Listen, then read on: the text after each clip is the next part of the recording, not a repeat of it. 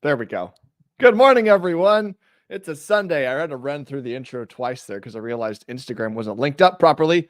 But hey, shout out to Jenna Nelson already in the chat, folks. She is ready to learn, and that's good because it's a Sunday and we learn on Sundays. All right.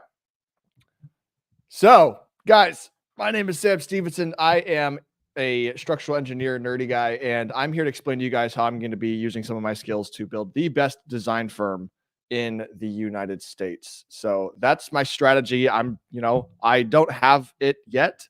Well, actually, I would argue that I do have it yet, but nobody knows about it. So I gotta do this thing. But we'll see. Hey, shout out to Eugene. Hey, welcome, Eugene. I love those cats. Those are some cute looking cats. Orange cats are so great. And shout out to Wyatt. God rested, but we don't. That's right. Can you think about how much more good the world would have had if God had just decided to get off his lazy ass and work for one more day?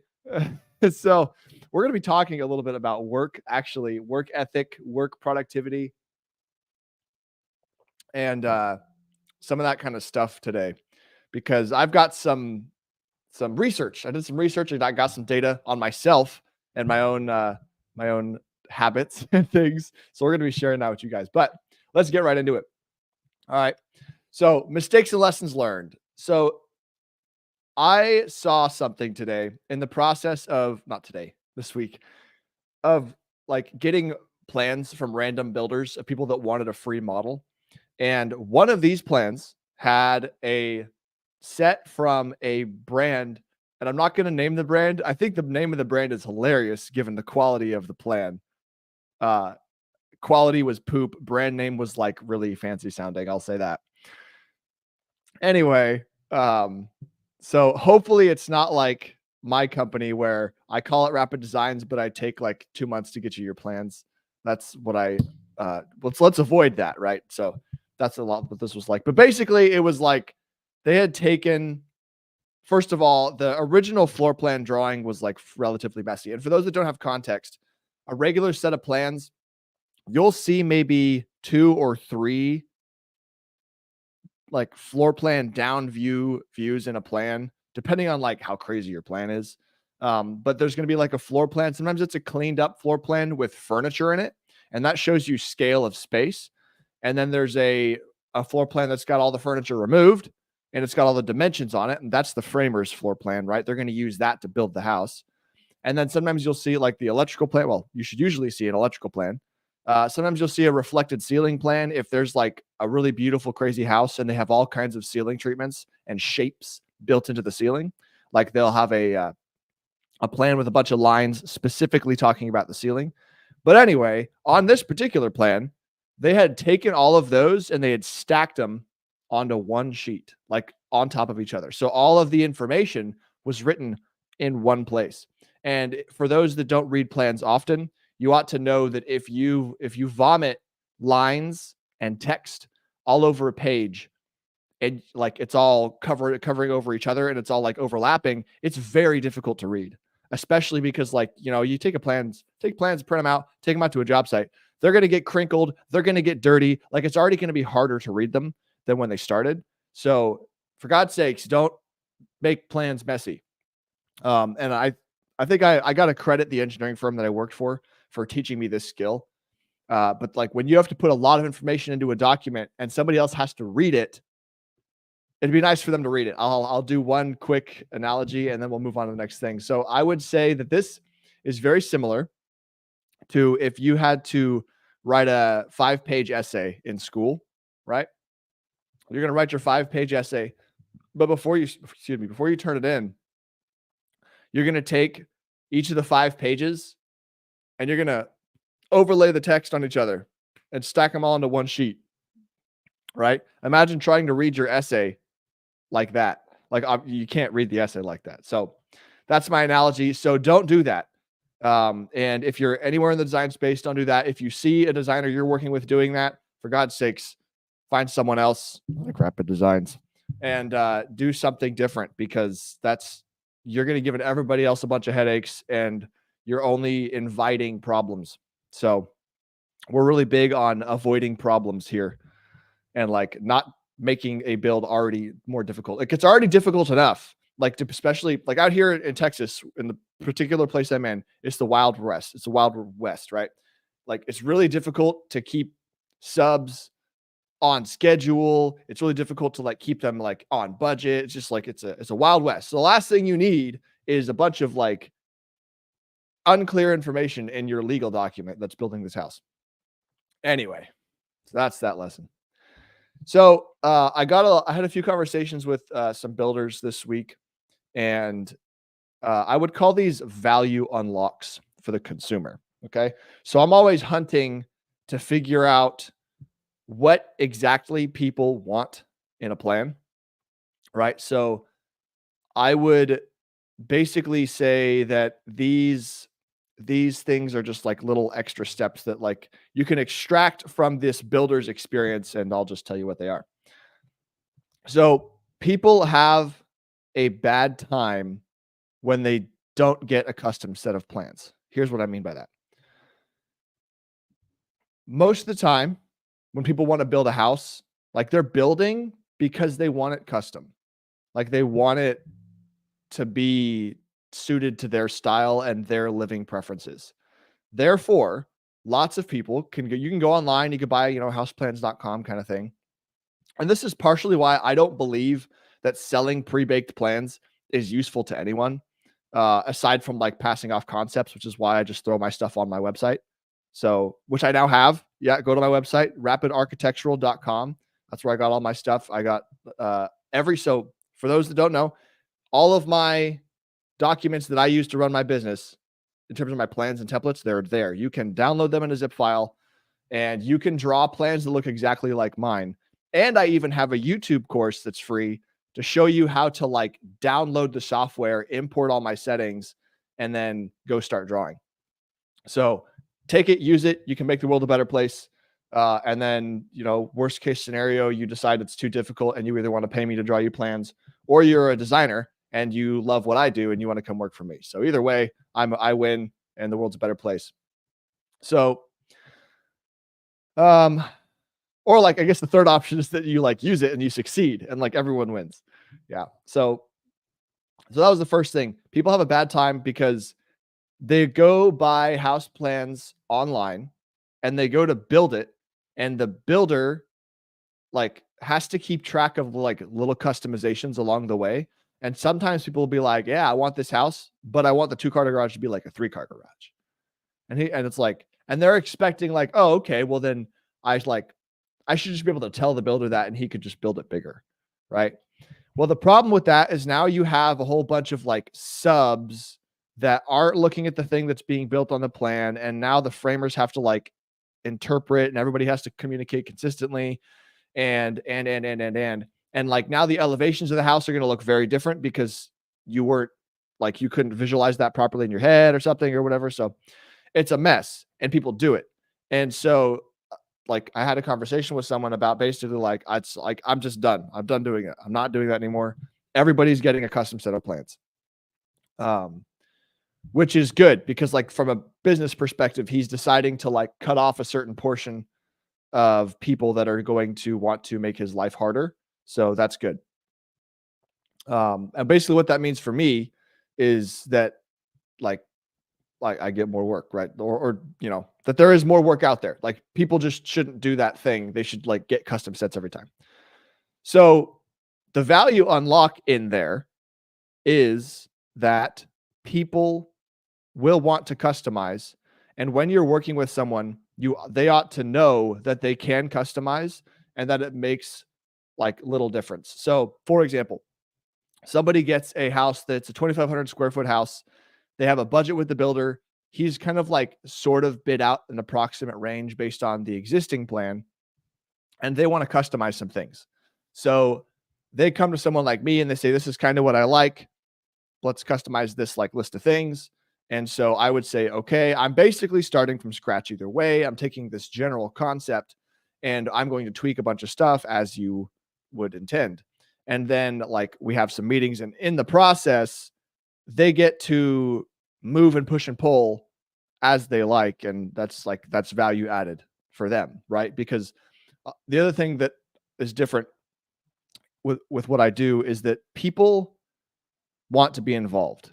And if you make them involved, it's going to consume more of your time because now you're like basically driving the computer in a meeting while they want to change things.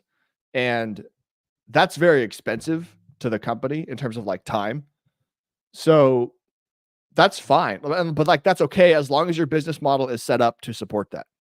So I am interested in being the best design firm in that every single person that gets something from me and works with me is going to be blown away and be like, wow, like maybe I paid a lot, but like oh, that was just like an amazing experience. I'm really confident in what I'm getting.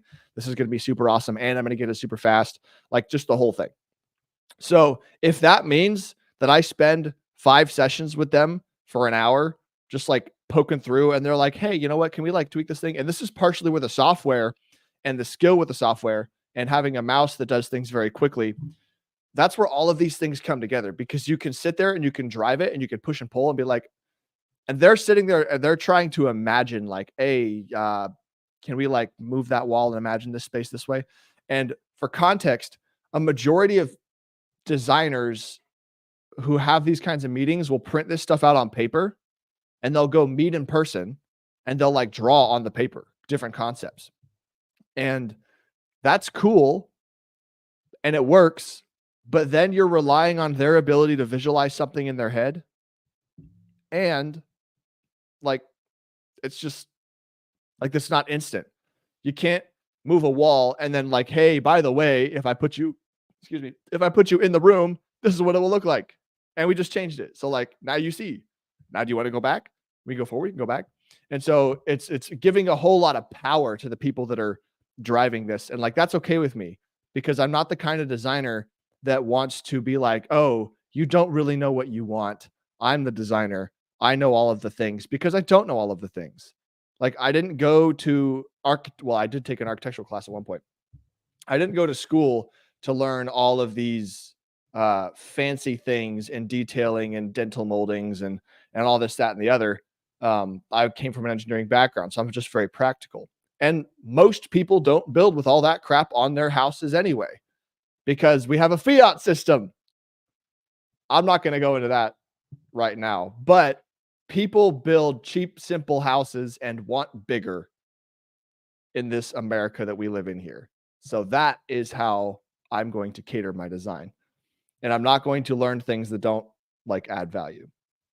So anyway, that's one thing. So cabinet drawings or not, and what happens if you include them or don't. All right. So cabinet drawings for context. If you draw a plan and I'm looking like top down at the floor plan and I see that the kitchen has a line of cabinets on a wall, I'm going to see that from the top down view, but I'm not going to know what the cabinets look like. And for those that don't know, most building processes use a millwork guy who does all the cabinetry, and he has his own design software to show you like, oh, you're going to have like styles that are this wide and you're going to have trim that's this size on top and you're going to do this like this size door panels and this kind of hardware. Like he does all that on his own because he's got to go out there and fab it up and like make it, install it. Okay. So people that do that design it, right? And so what you don't want to do is, as like the architectural plan guy up front, you don't want to show someone necessarily, like it depends on the customer. They need to understand that if I show them an elevation, I have cabinets in my plan. Like they're there, they have doors and stuff. And I'm going to show them an elevation and be like, hey, understand, these are not the cabinets you're going to get. This is just representative of the space they're going to consume. And so basically you just make it clear that like, this is not what you're getting. This is what you're getting over here. And so some of my builders that I work with prefer that I don't have the cabinet elevations on my plans. Just show the lengths and dimensions of like how much cabinetry is in the drawing so that they can price it, but don't give more information than that. Because if I put an elevation on the sheet and then they go get cabinets drawings and like from somebody else and like they don't match, because of course they're never going to match because the cabinet guy's like way better at what he's doing and like he's being very intentional with how the and layout's going to be, then the customer can be like, "Whoa, here it's on the plan. Look, it's on the plan. It's like this. This is how come I didn't get the thing that was on the plan?" It's like now there's two plans, and that's a bad idea. So don't do that. Don't put cabinet elevations on the drawing unless you specifically are working with the kind of person or the kind of builder that values something slightly different. Okay. So it just do case by case, but in most cases, people don't, it's not a good idea to put the same info in two different places. Because if you change it, now you got to change both. And if you don't change both, then like now there's a discrepancy and who knows what to do. That's a common mistake. Easily rectified by using good software, just FYI. I use Chief and almost everything is connected in such a way that all I have to do is change the model and then go to my plans and say update. And there won't be anything that's like still wrong because it was pulling from the one source of information. Anyway. Okay. Alrighty. So the other thing was like defining the light patterns in the windows. Some builders like to basically have a window supplier. Like they get their windows from one place. They get one kind of window. It's very simple.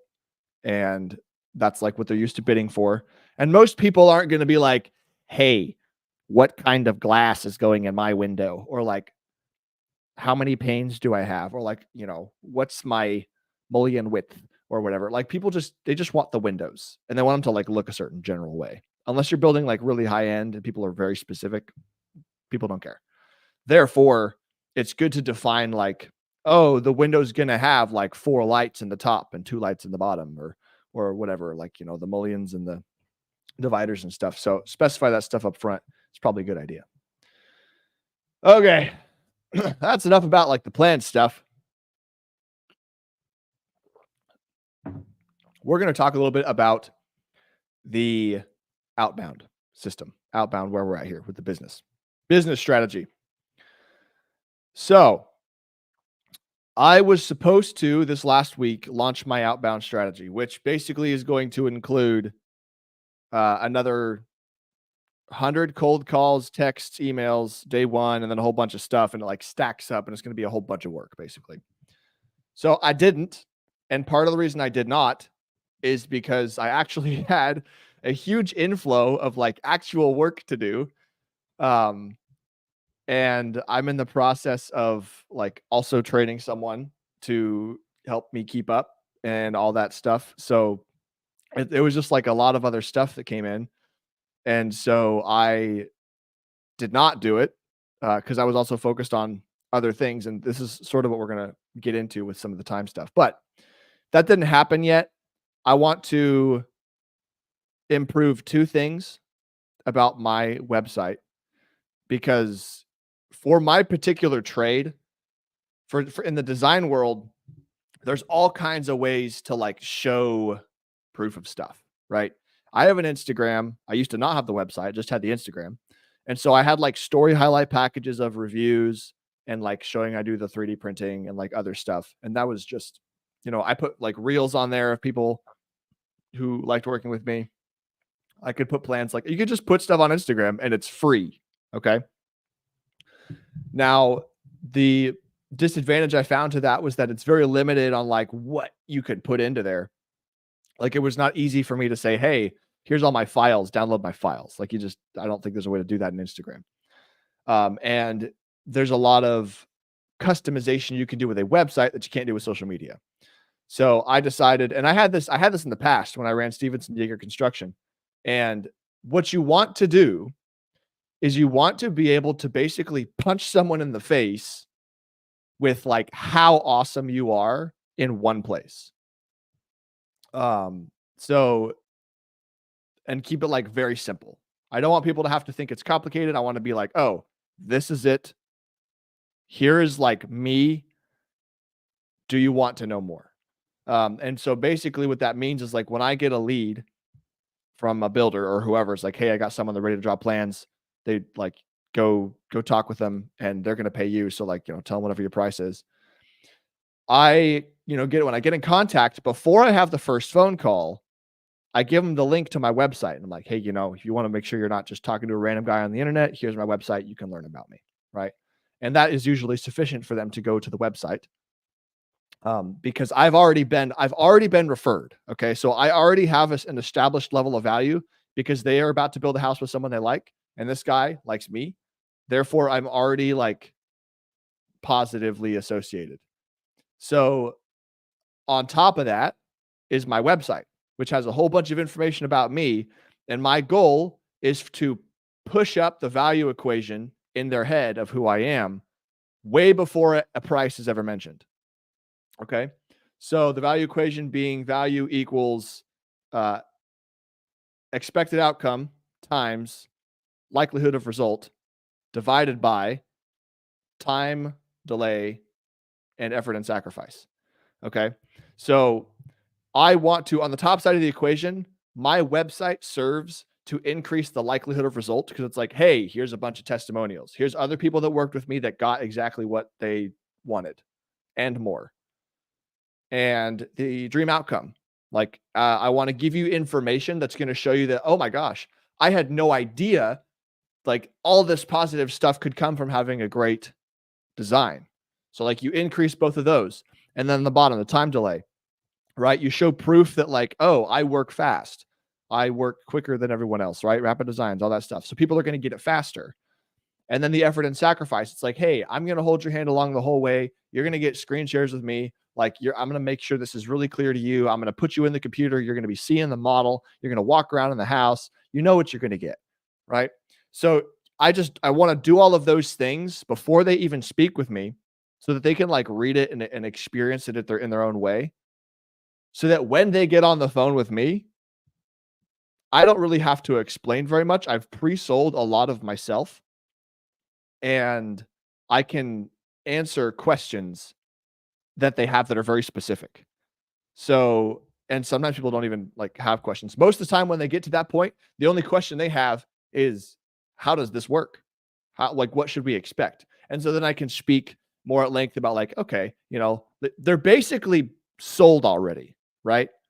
So when someone's asking like, okay, like, yeah, all right, how does this work? We give you some money and then we like draw some plans. And so you walk them through like how the whole thing works.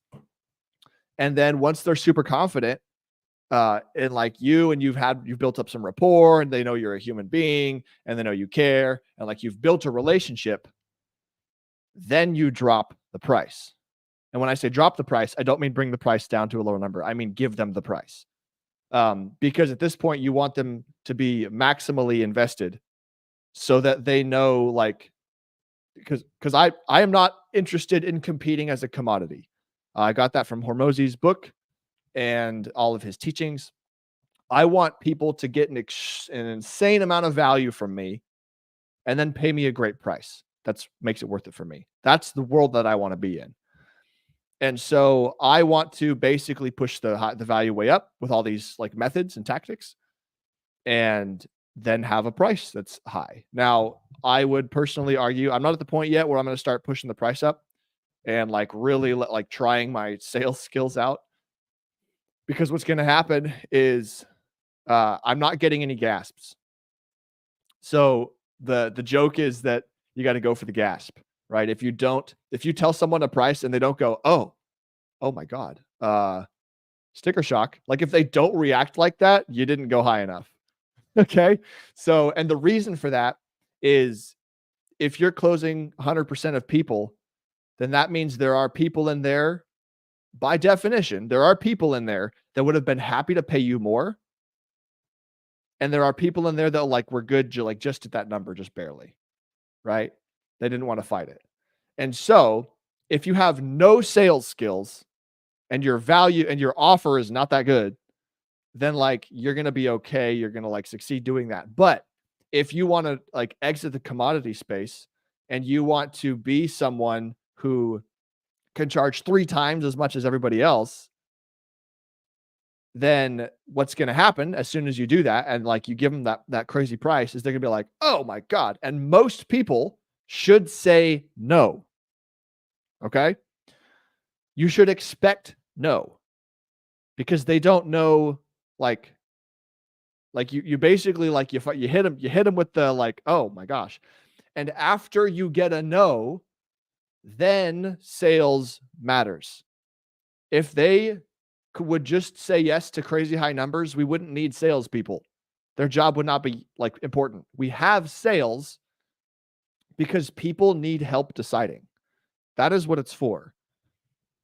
And so if I'm in a place where somebody has been like, somebody recommended me because they want to work with me, and then they go to my website and they like see a whole bunch of proof that I'm going to give them a great experience, and then they get to me on the phone call and they want to move forward, and then I say my price and it's really high and they're like, holy crap.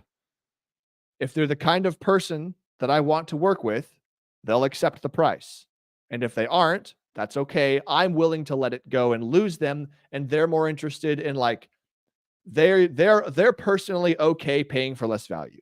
That's what that means. And it's like, oh, that's fine. Like if you want to go buy a shitty product, by all means. Like that's totally cool with me. Like we'll just part ways.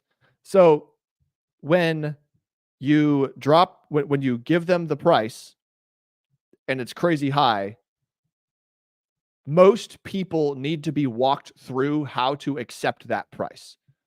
And like the reality is that now your closing rate's not going to be 100%.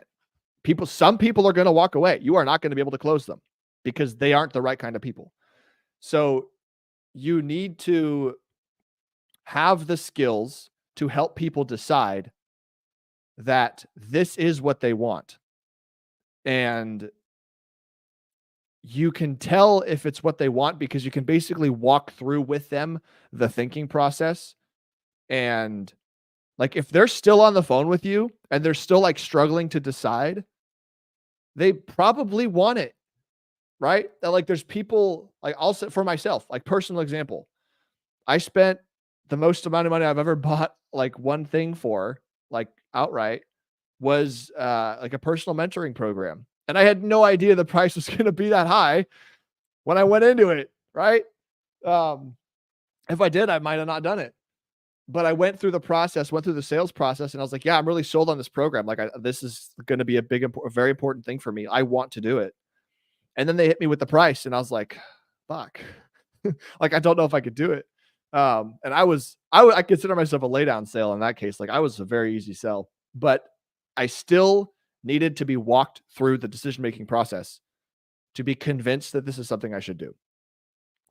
And if you want to be the kind of person who has that like leverage, you're going to unlock so much more profit. You're going to unlock so much more money. And some people might say like, oh, that's unethical. You're price gouging them because like plans should only cost this much.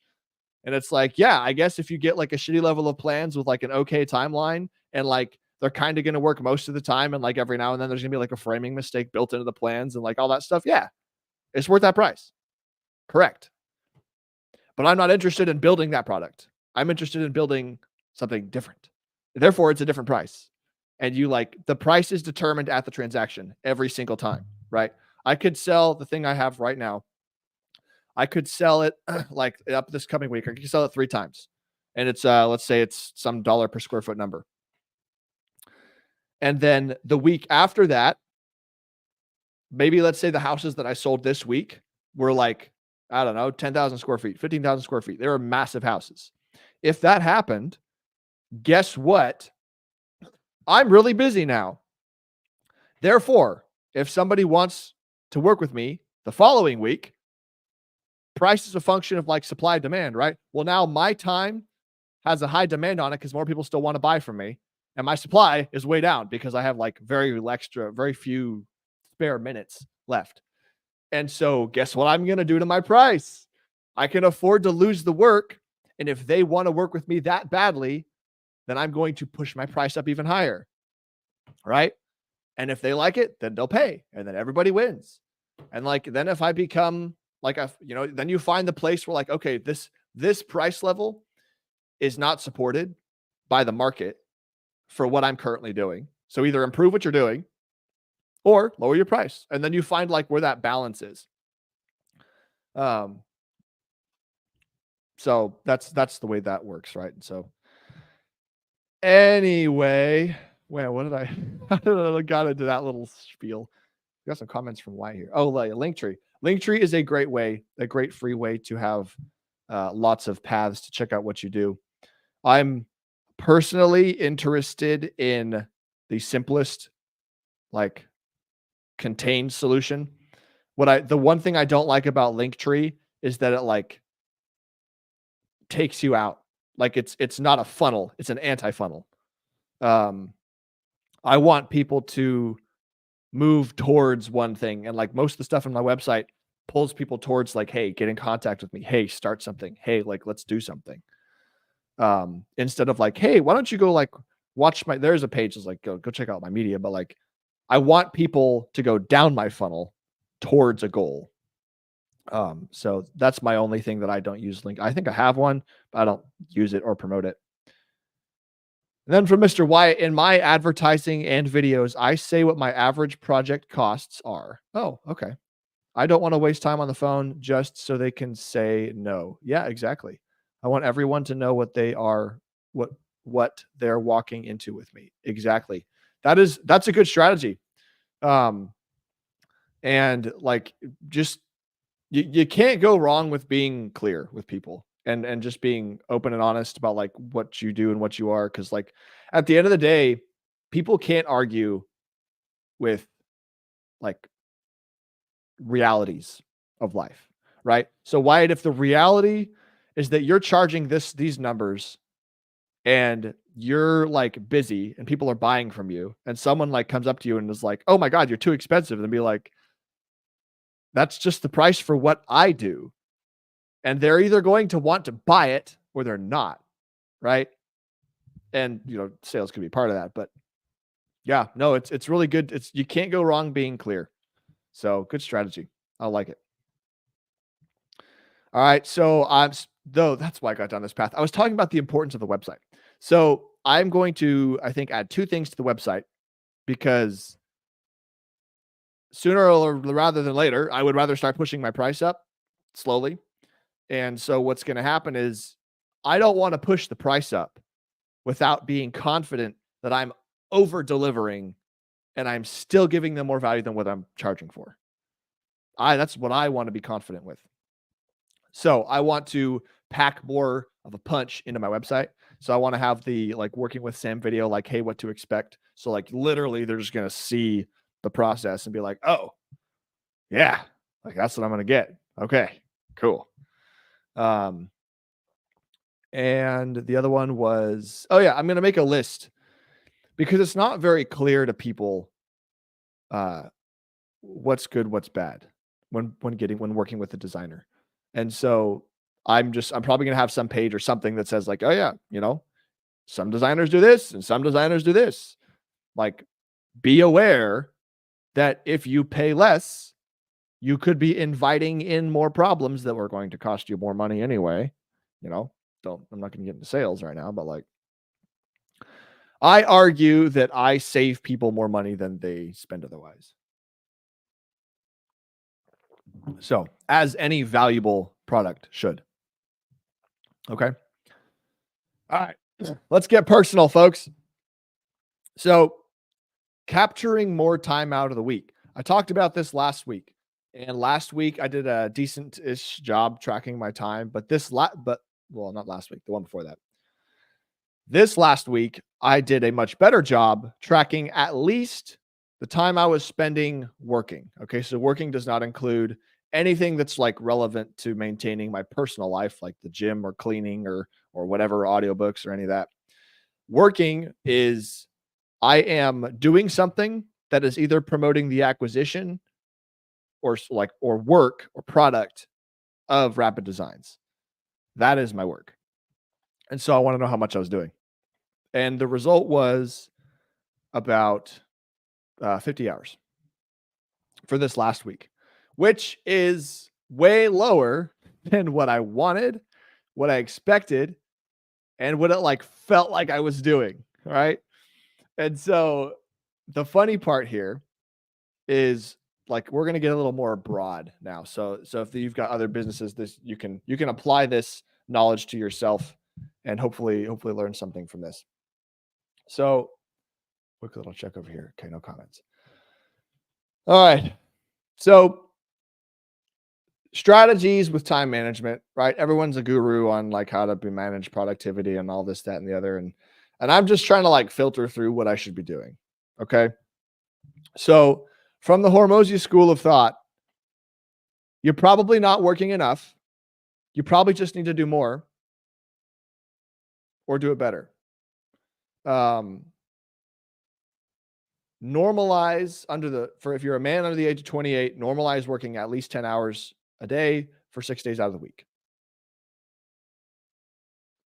These are things that I'm regurgitating from like stuff that I've heard that are like thought, like these are forming my own strategy.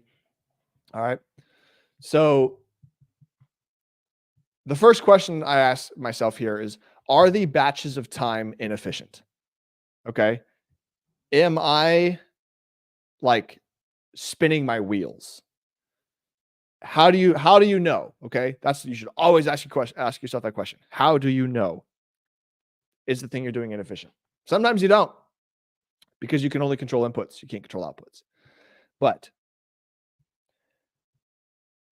if it also depends on your goals. So if I'm going to work inefficiently, I'm trying to think of an example of like what it means to work inefficiently, and I'm struggling with that.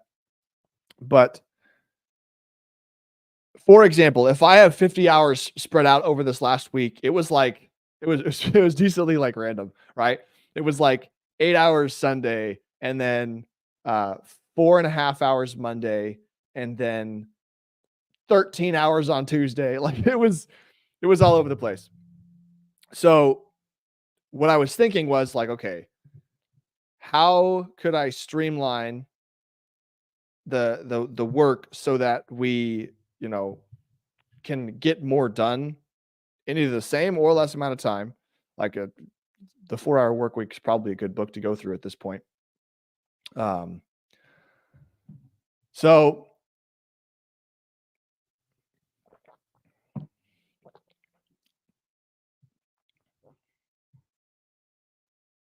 where's I going with that? The coffee distracted me because it was so delicious. Okay. So I had a thought from my brother about, is it more important to grind through the work you have, or is it more important to find ways to make your work better for yourself? Right? So like we all have to do work in life. Let's say it's 40 hours a week.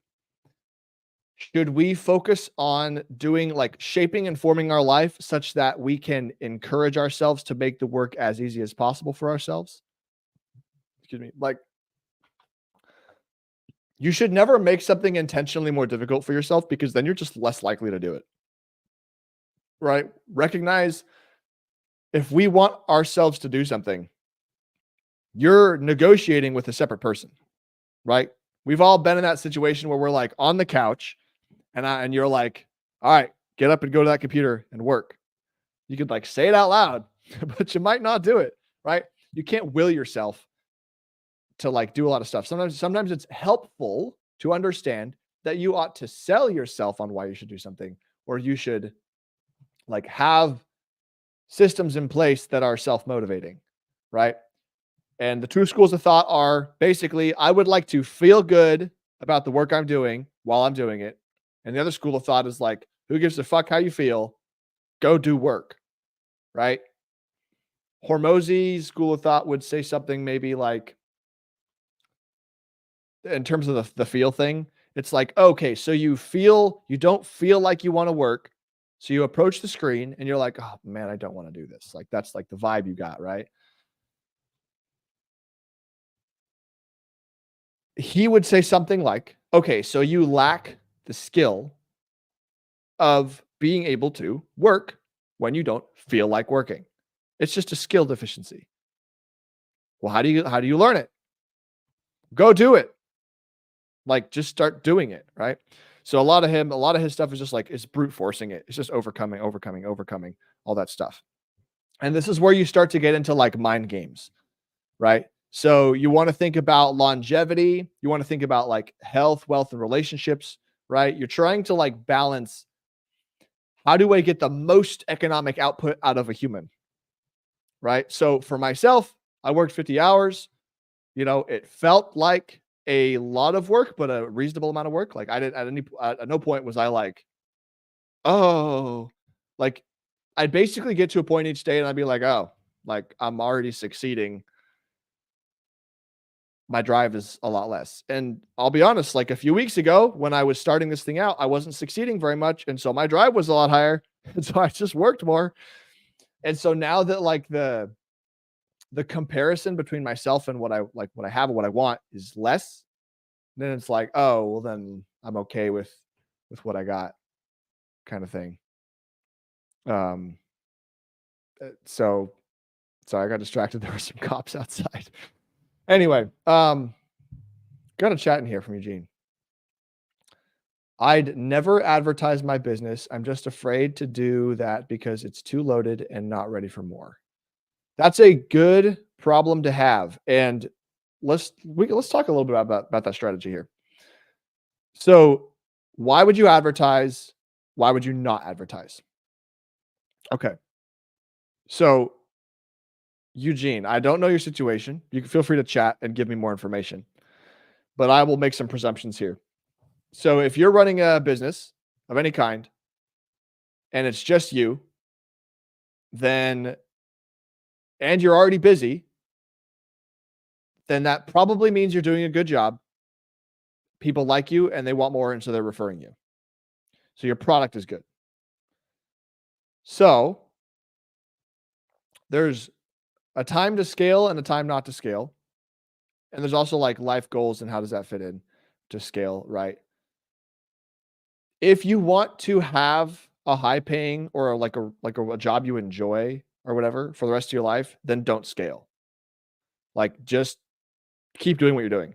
And then you'll just keep doing what you're doing. And that'll be like, it'll cap, right? You'll only be able to do so much, and that'll just be what it is. If you are interested in getting more leverage out of the job you have, then you need to learn new skills that allow you to combat and grow your business so that you can get paid more, get more out of life. Like it just depends on what your goals are. If your goals are to do what you're doing and that's like a great position for you and you don't want to change it, then don't change it. Like keep doing you. But if your goals are like, man, I'd really like to have like a $20 million mansion and like Bugatti and like some of this other stuff, like that'd be cool stuff to me. So I'd like to work hard for that. Then you have to trade up and you're not willing to wait time and build up the money. Then you have to trade up leverage. You got to gain leverage somehow. And the economy will pay more for a person who knows how to teach 10 people how to design plans than it will for one person who knows how to design plans. An economy will pay more for one person who runs a company that manages 10 leaders who know how to train 10 people each how to design plans. Like you see what's going on here. So like the leverage skills, same deal. If you learn a bunch of sales skills and you want to gain leverage in your business, even if it's just you, if you gain a bunch of sales skills and then you just start pushing your price up, if you close half of the people and you charge more than twice as much, you're going to do half the work and make more money. Okay, so that's a great way to gain your leverage. So like there's lots of different things to do. But it sounds like if you're running a business and people are referring you and your product is good, then like you could grow the business. What you don't want to do is you don't want to tell people about your shitty thing if you have a shitty thing. Or if you just like if you're not confident it's a great thing. And that's sort of where I'm at. Like I think what I'm doing is working out. Like I think I've got a good thing going. But I don't know for certain. So like as my confidence increases, then I'll be like, oh, okay, like I could actually, really grow this thing. So also never is a very powerful word. Never and always should be used carefully here. So yeah, I guess it depends upon your goals. But if I will say this, if you're at all interested in other people working with you and you working with other people, your company must grow. Like, and it has to keep growing. So it's important to think, do you want a job or do you want to grow a company? Two different things. Do you want a thing that gives you high income or do you want an asset or a potential asset in the future? And like, we could get into money conversation and all that stuff and wealth building and all that, but not for this show, not here right now. But it's good to hear that you're busy. I'm proud of you. Get that good work going. Okay. All right. So we're talking about time, capturing time. And let's see. So yeah, is it more important to feel good about it or not feel good about it? And all that stuff. It's like, this is ultimately everybody's personal decision. And this is what differentiates the highly ambitious from the not. And it's a scale, right? It's a sliding scale. I'll be honest. I don't know myself perfectly, but I don't think I'm going to be the guy that spends 100 hours a week for the rest of his life growing a massive company. Like, for the sake of it. Like, I have other things in my life that are more important to me than the delta between 60 hours a week and 80 hours a week. I'd rather put those 20 hours into other things. Right? And that's just like a personal decision. It's like, yeah, this is the level. I like that level. I'm going to perform at this level consistently. And then I'm going to live my life and enjoy it for the rest. Like, because if the thing you enjoy about life is the 100 hours a week and like that does it for you, then do that path. And if the thing you enjoy, like if 40 hours a week is the thing you do that like you're happy with what you have and the resources that you have and the level that you're making it, then just do more of that. And like, you got lots of free time. You got a whole fucking work week of free time. You can do all kinds of fun stuff. You could go hiking. You can go just like whatever, right? That's a function of like consumption as well. Of like, if you want to consume more, you must produce more. I like to think that I'm the kind of person that I have a lower consumption threshold. And I partially probably from how I grew up. My my bedroom was literally a closet of my sister's room. I had a window. It was not a fire. It did open, and I did have a fire escape actually, but it was not code. It was not to code, right? It was like a 16 inches by 16 inch square window, and it like hinged out. It was a little casement window. So not to code or whatever. But like, I say that because like our homes and our environments, the way we grew up, partially form us into like what we expect to do with life. Man, there goes the cops again. Yikes. So if your threshold is to live in a 7,000 square foot house and have 3 cars and all this stuff, just be willing to work for that. But like, I've found that I'm more interested in having fun in life, and fun for me means like probably extreme sports in some way, like adventure, explore, outside, living, breathing, like climbing tower. Like I wouldn't climb towers, like, that kind of thing. So that's going to cap me at some point. Like I might not be a gazillionaire. Now, I also like to, use crypto to my advantage. So like there are other ways to build wealth aside from just working.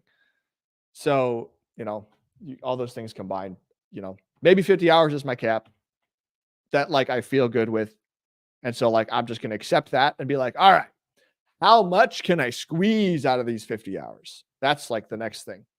If I accept that, like, okay, this is where I'm going to allow myself to stop. I am going to give myself permission to do what I want, right?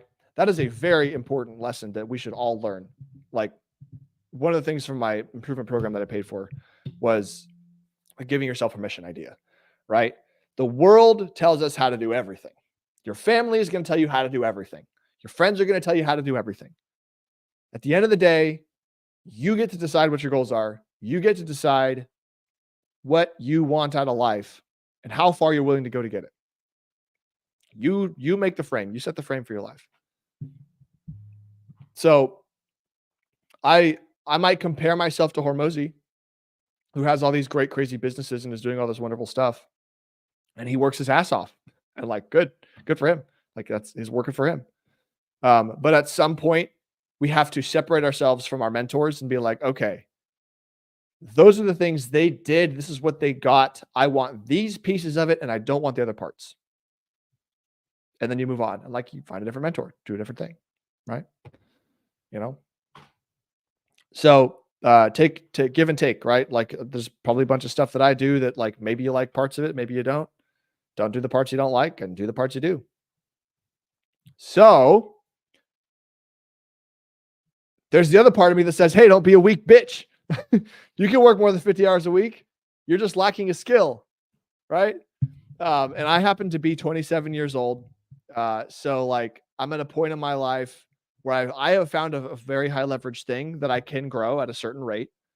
But I also like want to capitalize on some of my youth and stuff. So probably gonna do that. I would definitely say if I was younger, I would have more in the grind zone. Cause like you just lack so much. So that's another piece of wisdom, by the way, though. If you think you want to like have the more and have the like grind and stuff and like never lose that edge, never lose the ambition, think about who you're surrounding yourself with. Because those are the people you will compare yourself to, and those are the people that are going to like impact your life. So if I, for example, moved to a different place and like only associated with a few different people that were like really ambitious, then I'm going to see a higher delta between them and me, and I will be more driven, right?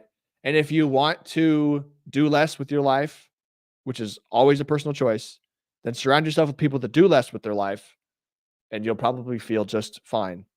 And you'll have all kinds of rationalizations for why that's okay. And that's fine. Because as a wise man once told me, we're all just telling ourselves campfire stories anyway. It all don't matter. We're all going to die. So, what an interesting turn with this Rapid Designs Scrutinizing Sunday here. All right. So, what am I going to do with that one? Well, we'll get to the do part next. But first, here we go. Let's see. Oh, got a comment from Mr. White here. Okay. I'm curious. I love your feedback. I love your thoughts. What are you guys doing? It's tough, bro. You see how much I work. I'm 29 and I do 10 to 12 hours a day minimum. 6, sometimes 7 days a week. You feel it mentally and can go a little crazy. Yeah, there you go. So Mr. Wyatt, you are working more than me. You are working harder than me. And I would argue that the conditions of your work are probably worse. So like good for you, man. That's impressive. Yesterday, it was 6 a.m. and I was stuck in the rain fixing an excavator truck. Would rather be anywhere else. Yes, sir. And it's the men like you that move society, that build things. And I'm just like, I'm proud to be associated with you, sir. There's a lot of value in what you do. So like, I hope that you are not hope. I'm pretty confident that you are the kind of man that's like being rewarded for all of this work. I think that's a thing that's happening. Because you seem like a man with your head on straight. So, oh, look, a fly. All right. It does pay off, but it's tough. I mean, look at you. Look at that suit. Look at that profile photo. Heck yeah. Hey, man, Mr. Wyatt, when I think next time I could take a trip over to Vegas, I'll let you know. Maybe we could like meet somewhere. I don't know. I mean, if your goals are in your business and you're like grinding, then don't take time away from that just to come hang out with a fellow. But like, I'll let you know because like I'd love to meet you. I was 19 in that photo. He's aged since then. Mr. Wyatt's put on the years. 19 in the suit. Good move. Good move. I'm 27 and I still only have one suit. Hopefully it'll just be fixed soon. because my website needs another photo. Oh, man. All right. How are we doing here? What do we got? It's not about doing more. Okay, so think about your week like this. It's not about doing more. I wrote this last week. And then when I saw it in my notes to do this Scrutinizing Sunday, I was like, man, I need to take my own damn advice. It's not about doing more. It's about doing less of what's not working. So that's a sales script item, right? When people are like, I'm too busy, it's like, you're doing the wrong shit. Yes, you're too busy. You need to do this instead to solve your problem. If you're doing a bunch and it's not getting you the result you want, then stop just doing stuff and do what works, right? Do the highest leverage things. Okay. So what does that mean for me? Well, honestly, what it means to me is like, what's all the stuff that I've been working on this week, which has been work, it's been design, it's been training for design for someone else, and it's been, oh man, I don't know, like fixing the website or like fixing odds and ends here and there, improving like acquisition things. Oh, like studying sales, right? So currently I'm in the transition period between my problem is I don't have enough work to my problem is that I can't keep up with the work. I'm in that transition zone right now. And like while managing that transition, that's the hardest thing to do because you have to do both. You have to keep up with the work and you have to keep up with the growth to bring you more work. So that's why I didn't even get around to calling more people. So the highest leverage thing to do is to get out of that zone. Get out of the zone. I'm stuck in the zone. And like, if you don't keep the growing thing happening, you're going to stay where you're going. You're going to stay where you're at. Like, you're going to grow slowly if your referrals are happening, but you're not going to have the same opportunities. Now, think about it this way. You don't know what that one conversation is that you're about to have next. That's going to totally unlock and change your opportunities, right? It could be one builder. It could be one client. It could be one job. That's like, oh yeah, I would rather do this $20 million project than like these $2 million projects, whatever, right? Put it into whatever scale you want. Like literally, the second you stop I'm going to speak to you a little bit, Eugene, if you're still listening. The second you stop looking for more opportunities is when you will not find and source that next level of opportunity.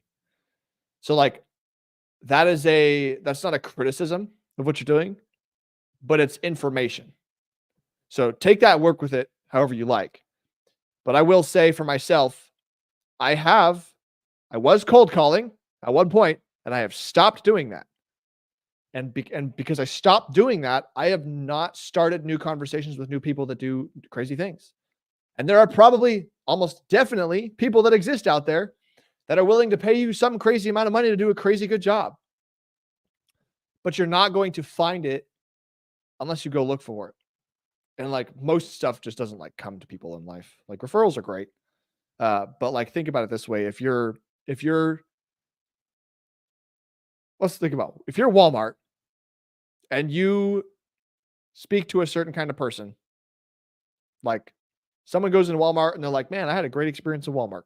There were great prices, great value, all that stuff. Great Chinese products. And like they have a great experience. Guess what? They're going to tell their friends. And their friends are going to be like, hey, I'm going to go to Walmart too. And guess who you're never going to have come into Walmart?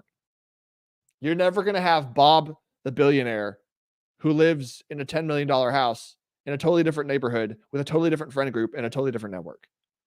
You're never going to have them come into Walmart because the kinds of people that go to Walmart are not the kinds of people that like network. Well, first of all, they probably don't network in the first place. And second of all, they don't like, you're not going to mix groups, right? You're going to get more of what you have if you keep doing what you've done. So if quantity and more is what you want, great. If better is what you want, then you got to do something different. You got to do better. Do better. Do better, Eugene. Nah, you're doing great, Eugene. I'm proud of you. That's my dad moment, I guess. All right. So, okay, so I wrote down, it's not about doing more, it's about, I keep getting distracted here. It's not about doing more, it's about doing less of what's not working. Okay, so that's a sales thing, but if you apply that to yourself in your business, it's like, okay, what if there's stuff I did last week in that 50 hours that was low leverage work that didn't like find me the next opportunities, and I'm just like not prioritizing my time properly?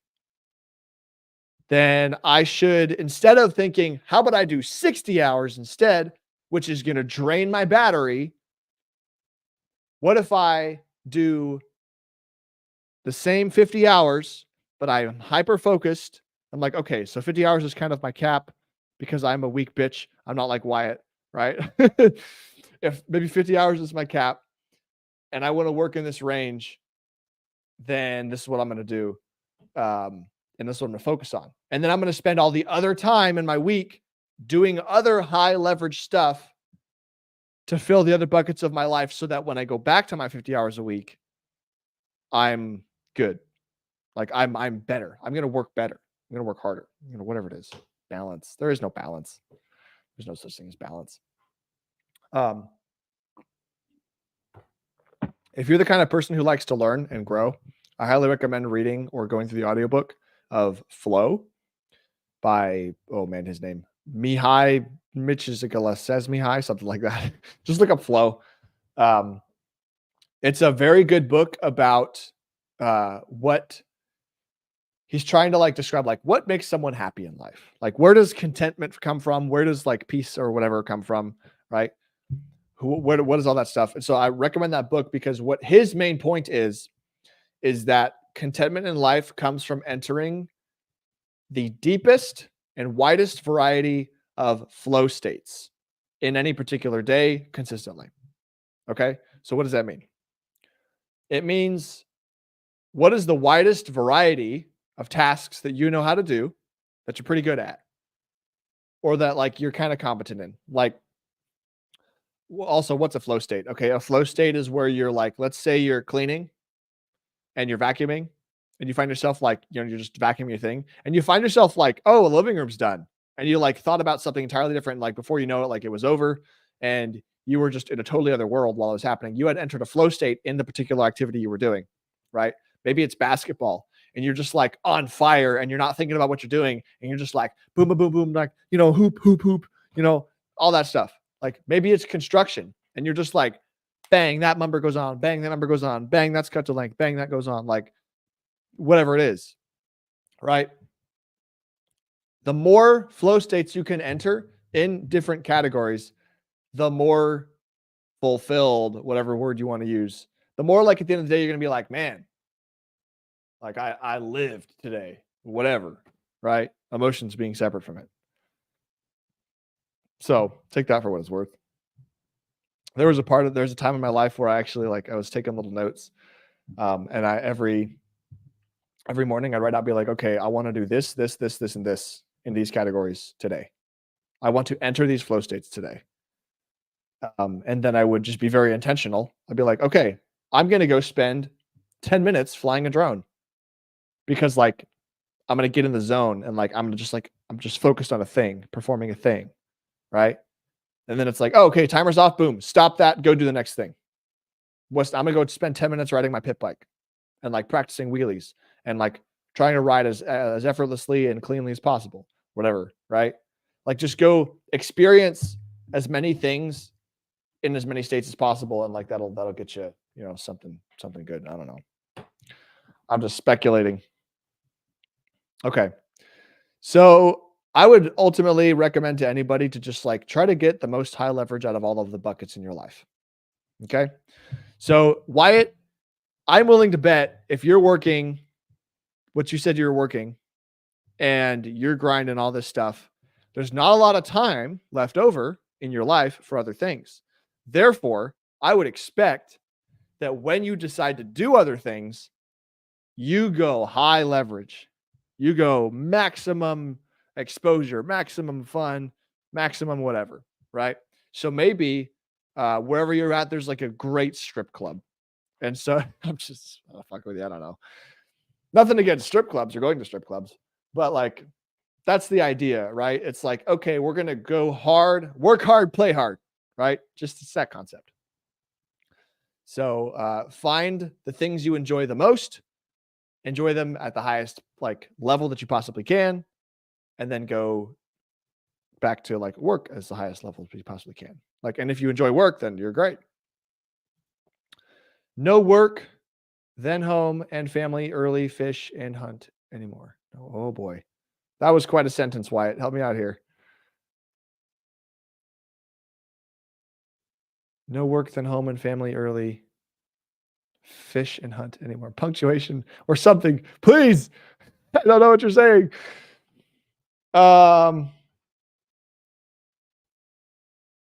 Something about home and family, and you like to fish and hunt. Those are like your high leverage things. I think I remember you talking about that. You had a boat. I work, then go home to take care of family. Okay, yeah, family can be a high leverage thing. I totally got you. Totally relatable. That's like that's a thing. That's one of those. It's like sort of work, but it's also like it takes focus and attention. But it's like just a totally different rewarding experience. Totally get it. Excellent. Excellent. All right. So the last note in terms of the lessons for us guys, and we're an hour into this already, is imposter syndrome. We all have imposter syndrome. Okay. People probably actually like what you're doing. That's a high process. Well, if you're doing a good job, it's a high possibility. So what is the imposter syndrome? The imposter syndrome is when you are doing everything you can to try to do the best thing you possibly can with the knowledge that you have and the skills that you have. And you always have that nagging thing in the back of your head that's like, what if I actually just did a bad job? Like, what if I didn't perform? What if? And so we all have the imposter syndrome. It will never go away. It'll just change at different levels, right? It's always there socially. Socially, it's like, oh my gosh, was I weird? Do they think I'm weird? Like, it's always there. Like, I don't deserve to be here in this group of people. Like, what did I do to get here? Right? Got to give yourself permission. So it's that imposter syndrome, eats at everybody. And so I'm getting to the point where it's like, I'm getting enough proof from other people that's like, oh, I thought I had this great thing. I worked hard at it. And now people are saying I do this great thing. And then more people are wanting it. And so it's like, oh, maybe I'm actually not crazy. We'll see. All right. Wyatt says, I used to fish and hunt constantly, but barely do anymore. Went deer hunting twice this year. Gotcha. Okay. Well, scarcity increases value. So there's that. Like if you only have sex once a year, you're going to really enjoy it. That's not my goal, but that's the idea. I just picked a weird subject, but yeah, that's true with anything. If you do something a lot, then it can dilute the value of it. Maybe. All right. Time to talk about what we're going to do, folks. It's near the end of this thing. So last week I prepared some checklists for the proper outbound. I need to do more of that. Make sure they're all in there. Actually, no, I don't.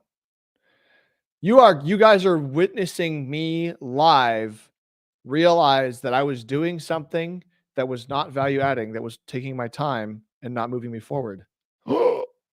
Okay, so what I was doing is I have 800 people and I need to basically copy and paste the checklist into each one manually. And I was halfway through it. But what I actually need to do is start calling the first 100 people. What a thought.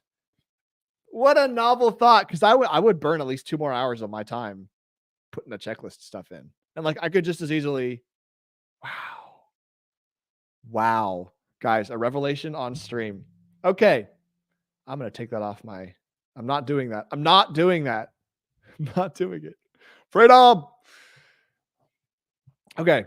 I did study sales every morning. I'm going to keep doing that. I need to be studying sales. I need my sales game to get better. So I'm going to focus on memorizing and studying sales frameworks every morning. Stuff like that. I did not start executing the outbound plan because I filled my time with other things, for better or for worse. And I did not start studying for the designer exam. That's another thing, the designer exam. I said I'm gonna do that in November. I will do it in November, but I also don't think I need to start studying now. Like it's like I'll solve that problem when the problem comes. That's taking time from me. So I gotta do the things that are like the results, the now. Do what changes. All right. So for this coming week, I will not start reading and preparing for the designer exam. I will not get stuck in improving minor little things that are not important, that don't change anything. I will give a list to my sales guy in Dallas of builders to go see, should that be a thing that happens. Thought I'm going to check with him on his timeline because he's about to like leave and go do something else. So actually I'm going to fact check myself on if that's a high leverage move or not. But I will start executing the Hormozy outbound plan. I'm gonna do that. I'm gonna commit to that. And I know I said that last week, and I do not like being someone who does not do the things that they say they do. So I know what I need to focus on. I need to do work, and I need to be calling people. Part of the reason that I also don't want to jump back into the calling people is that costs a lot of money. A lot. It's really not a lot. It's $200 a month for phone burner, plus a little bit like additional like fees and stuff for buying area codes and stuff like that. Anyway, I'm putting it off and I could leverage the $200 way harder. So I'm just going to. I'm just going to do it. The money is in the bank. The money's there. I just got to use it. What is money for, guys? What is money for? Money is for buying experiences and buying lessons and buying time back. That's what money is for. Okay.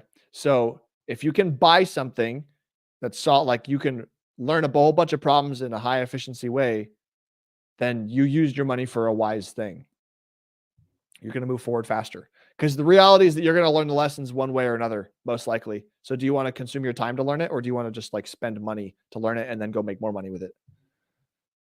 So, all right. So we're going to keep it simple, guys. We got the Q&A call, the hangout Tuesday, 7:30 p.m. Central. Come hang out with us. We'll have a good time. Frame It Fridays, Friday, 7:30 p.m. Central. I talk about how to frame Fridays and, houses and stuff like that. So we'll do those 2 calls. We're going to get back into outbound, and we're going to work on the tasks that pay money. We're going to focus. And we're going to see how much time I can squeeze out of this week. I will give it, I'm going to give it a sincere effort of like, oh man, I don't want to do this anymore. Like I want to see if it's a skill I can learn to be like, oh, I work 60 hours a week. Yeah. I just had to learn the skill. Like it just took like 4 weeks of doing it. And it's like, oh, now I just work 60 hours a week, guys. So I'm going to do it. I'm going to give it a shot. Maybe I'll learn something. Who knows? I'm just throwing spaghetti at the wall and seeing what sticks. Okay. Thanks for coming on, guys. This has been super good. I appreciate you basically coming along to like hear me talk out loud and think through my own thoughts, and hopefully you can take and learn some of these things and lessons from yourself. And I love this community. I love what we got going on. And there we go. Wyatt's going to hold me to it. That's what I need is accountability. Thank you, Wyatt. I'll tell you what, Wyatt, we're going to make it definitive. I will get above 60 hours, like tracked time. I've told you directly, you as a man that I respect.